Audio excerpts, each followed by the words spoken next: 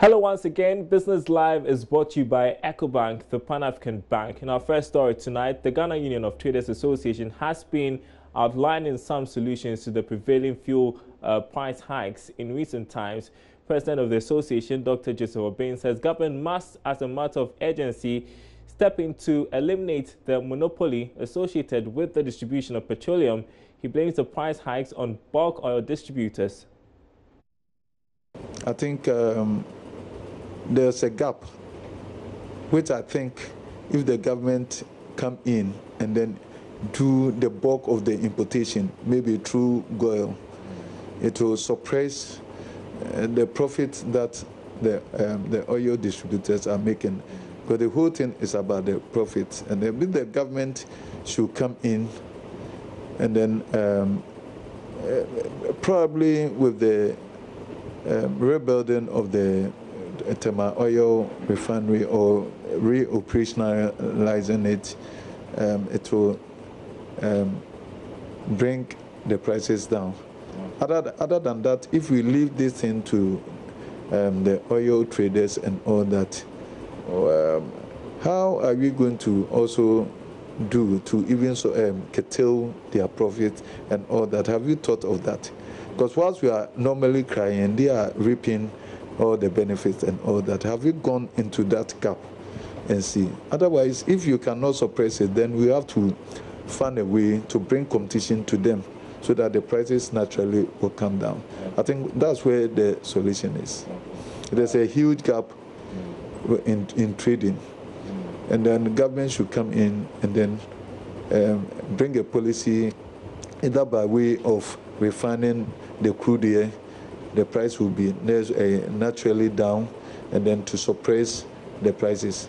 If we do not take a pragmatic solution to this, this one will become a recurrent thing. It will come. Because when the prices go up, you can't tell the transport operators to not to increase their price, because it is a main commodity of plying their business. Finally. Meanwhile, passengers today started paid a 10% increase in transport fares. If you remember, government decided to approve this margin of increase in fares for the various driver unions last week. Now, the following report explores the impact on businesses and individuals, how this impact on incomes and the cost of living.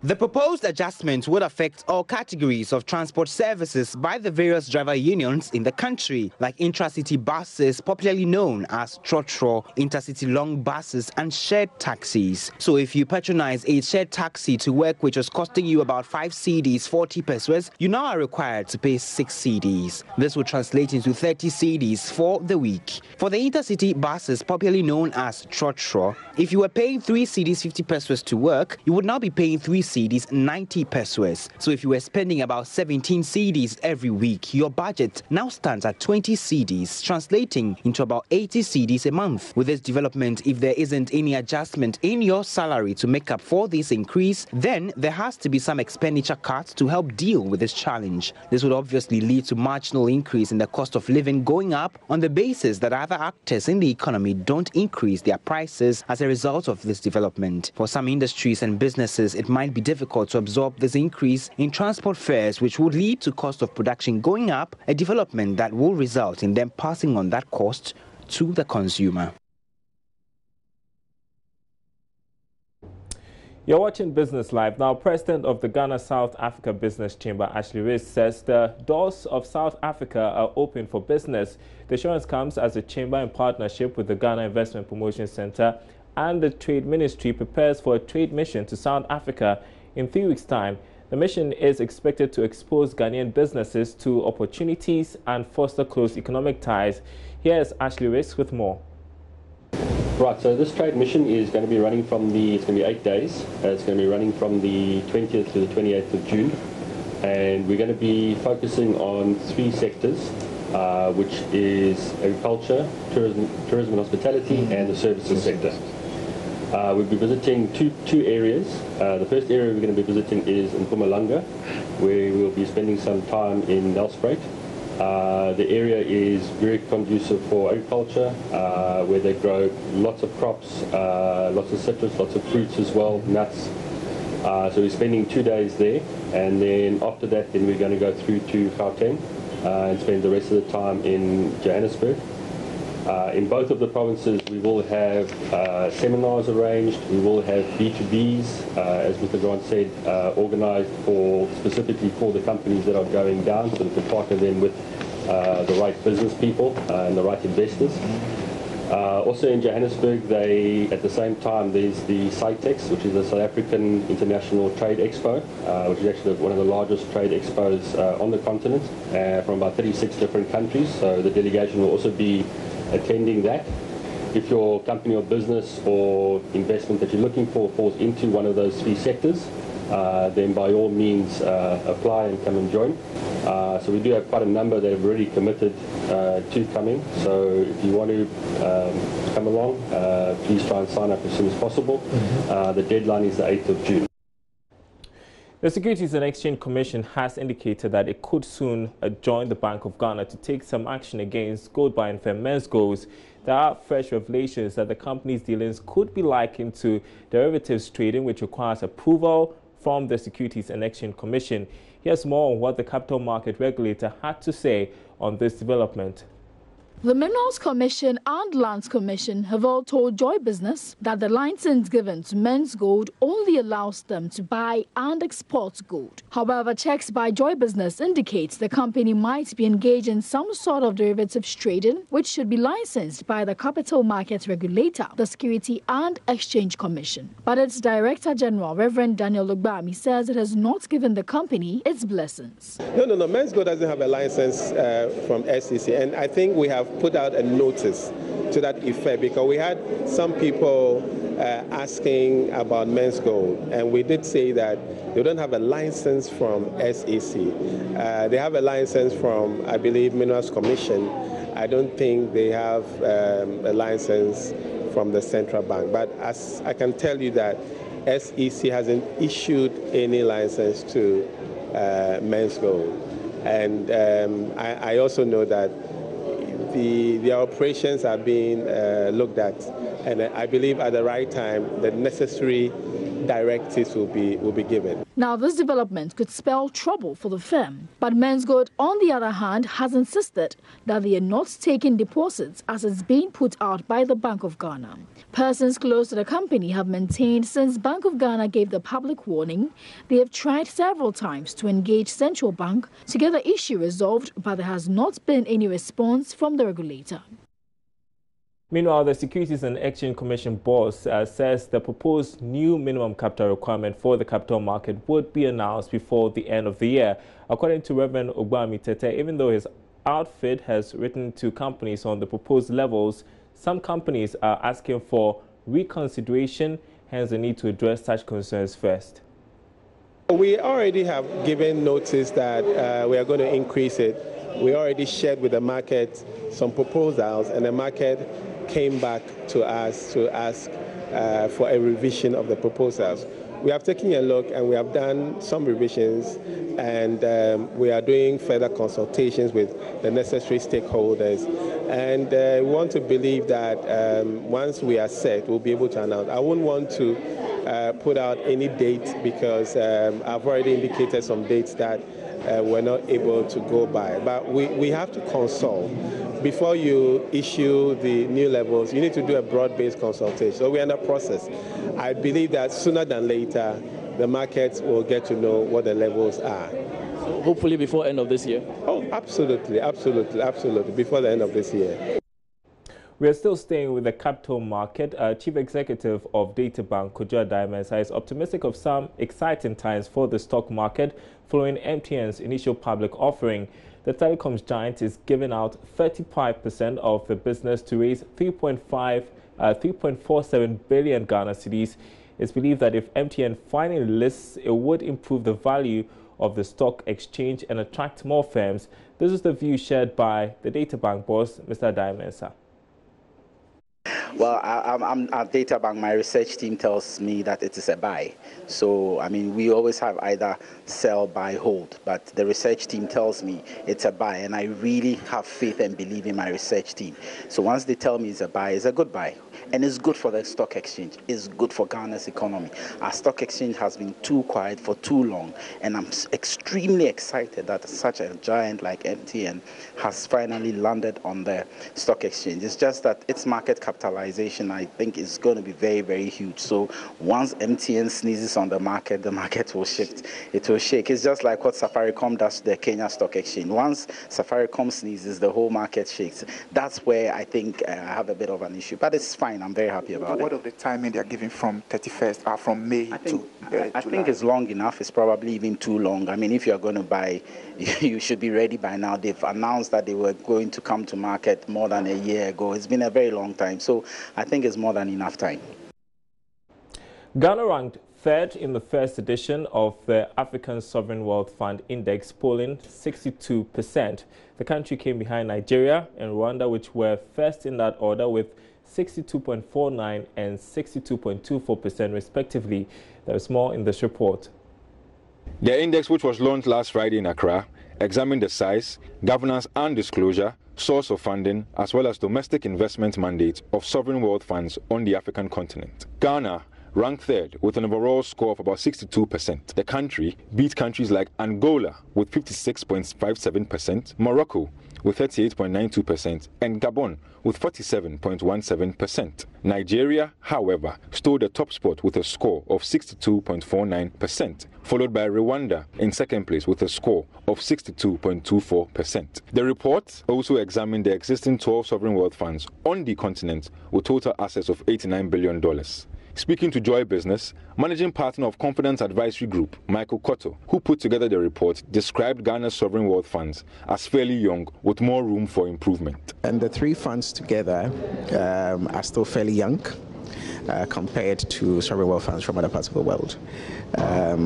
But over the years, we have had an opportunity to look at their performance, how they've been managed, and how they've been utilized. The Stabilization Fund, for example, has been utilized a couple of times to support the budget when oil prices are falling. The point is that as a country, these strategic sovereign assets can serve a range of purposes. I think the important thing is to have dialogue and use the democratic process to build consensus around what we want as a country to utilize these funds for.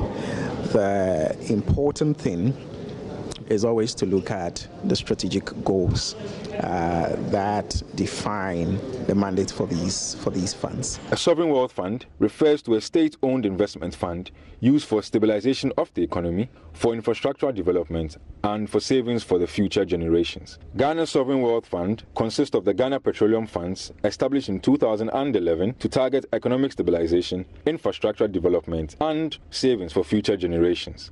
Currently, the country's sovereign wealth fund has accumulated about 875 million Ghana cedis.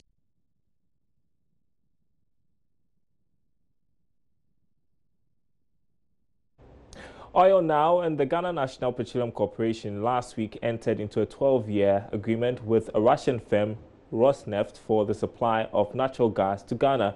It is expected that 250 million standard cubic feet of gas per day will be delivered by Rosneft and provide a competitive, secure source of fuel, supplying 25% of Ghana's overall power generating capacity. The current development has generated some criticisms from stakeholders of the energy sector. Energy expert Kojo Poku says the deal is not good.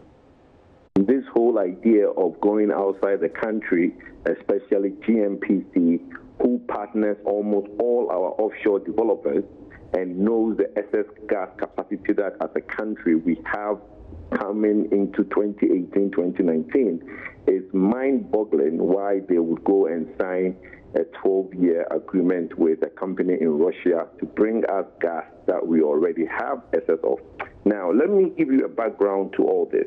Okay. You remember some time ago, there was a projection that in the medium term, Ghana was to generate about 5,000 megawatts of power.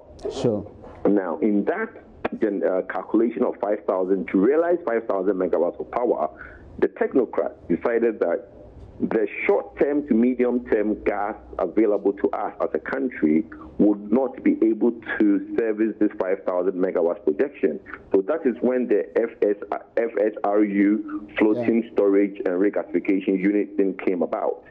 And by the time this government came, the previous administration were looking at 3 different companies, Quantum, Sahara, and other companies, to provide this FSRU unit to basically regasify gas for Ghana. Going forward, what the politicians have not done is to reassess the situation 4 or 5 years down the line. As a country, we do not, and we no longer need, in the short to medium term, we don't need the FSRU to come in.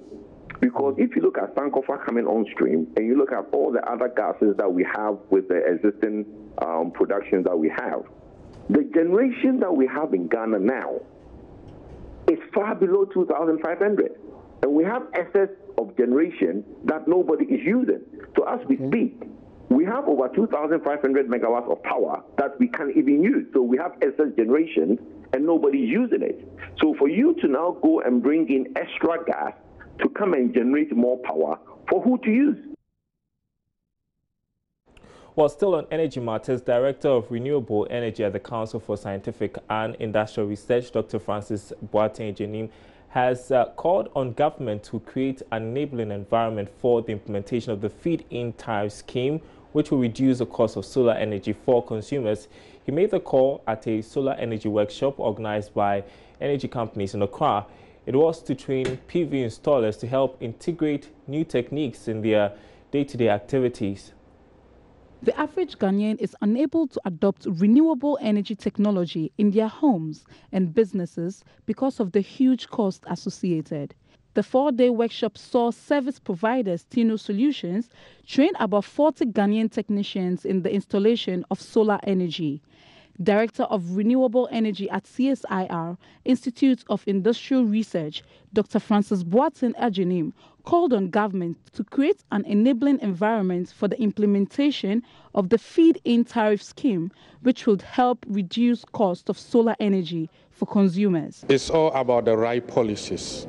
As of now, I think the renewable energy law make room for what we call feed-in tariff. That has not been implemented in Ghana. So if this is implemented, it has a consequence on the cost and also the uptake of solar. So the government can't do much. We have relied too much on the government. It can't do much. The only thing that the government can do is to create the enabling environment in terms of, say, the feed-in tariff implementation, and making sure that there is much education for the understanding of the solar concept. On his part, CEO of Tino Solutions, Postune Dugle, noted his outfit has trained over 300 PV installers over the past 3 years.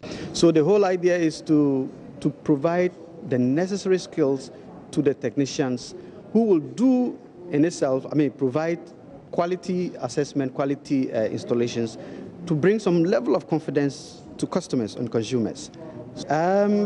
Consistently, if you tally the numbers, we did close to 300 technicians so far, starting from 2015, like I mentioned earlier. We're giving skills on basic solar sizing. When I mention solar sizing, it's the beginning of a good solar system. You need to understand what are the load profiles of every customer. This varies. House A, office A, always have different electrical components. Hopefully, this will bring some development in the renewable energy space in the country. Fawzia Adam, Joy Business. The National Board for Small-Scale Industries has opened the Ghana Women Entrepreneurs Summit with calls for some stakeholders to scale up their businesses and become financially attractive. The summit on the theme Ghanaian Women Entrepreneurs from Voices to Action is expected to start a national conversation on financial inclusion from a gender lens. Venture capitalists and other equity financiers at the event encourage women to keep proper books and be willing to share their companies in order to expand. A survey conducted by the Ministry of Trade on 70,000 entrepreneurs has revealed that more than 60% of all entrepreneurs at the small and medium scale level are women. However, women hardly can get access to finance. The World Economic Forum estimates that the economic gap between men and women will close in 217 years. Based on these statistics, the National Board for Small Scale Industries, BSSI, has put together the Ghana Women Entrepreneurs Summit on the theme, the Ghanaian Women Entrepreneurs, from Voices to Action. This is expected to start a national conversation on financial inclusion from a gender lens. The conversation here has generally been that women cannot have access to equity financing, for example, and indeed financing that goes beyond small-scale businesses. Why? Because women have not been able to put their books together to be able to access these kinds of financing. But that's why the MBSSI is putting this conference together, to be able to help women be able to reach the kind of networking that they need to have access to finance, and then also the kind of preparation that women need to put together to be able to do that. And so that's the conversation that MBSSI boss has been having with me as to what they are taking home from this conference, so that they can help women in a small scale level access a lot more financing. That one of the takeaways for us is, how do we create an avenue to provide more startup funding or even access to funding for the women entrepreneurs? How do we facilitate? By being very conscious and intentional in the kind of relationship we build with financial institutions and our partners. The other thing we also took away from this conversation that we had here today is, how do we prepare the women entrepreneurs? Because the funding is available. It's just that, are they prepared to take the funding? And so for us, most importantly, I think our BDS components really needs to look at, how do we take these women entrepreneurs, build their capacity, help them support their businesses to the level where if they go to a bank, there's access. And then we can also facilitate it. So we have a very important role as NBSSI to look at it from the demand and supply side. So look at it from the banking side or the access to finance side, and then also look at it from the entrepreneurship side and help bridge the gap between the two.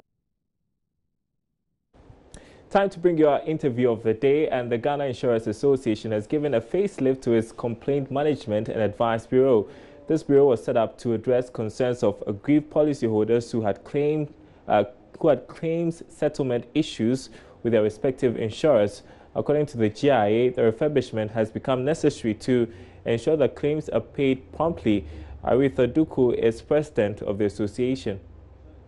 The bashing we've been receiving is that the insurance industry doesn't do much in terms of customer service, and this is an avenue for aggrieved policyholders to be able to seek some redress. So hence, that is why we have revamped and relaunched, I should say. So is this bureau going to be situated at the NIC, or the GIA is going to take charge of this? Oh, this is a GIA initiative. The NIC is also, if you were here, we showed a 3-tier system. First, we encourage you to go back to the insurance company where you have the issue or the challenge with. Failing that, you come then to the Ghana Insurance Association. Once that particular company, the caveat is that that particular company has got to be a member company, or else we can't look at that.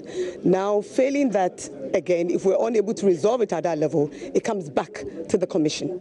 All right. So the Commission earlier put together what we call the Claims Bureau to ensure that at least within 14 working days, claims are settled. Is it that GIA is kicking against that, or what? Oh, no. We work together. You know, if you look at any industry that's supposed to be maturing, self-regulation is one of such. And this is the beginning of self-regulation. If we can resolve it, why should we burden the Commission? We're not saying that you can't go to the Commission if you so desire. But what we're saying is, come to the industry association first, it being your first point of call. If we fail, then you can go. And I'm sure the Commission will be giving us the kudos. At least now they can see that we're doing some sort of self-regulation and easing off the pressure also on them. And that's it for Business Live tonight. It's brought to you by EcoBank, the Pan-African Bank. My name is Darryl Kwao. Thanks for watching. We are back same time tomorrow.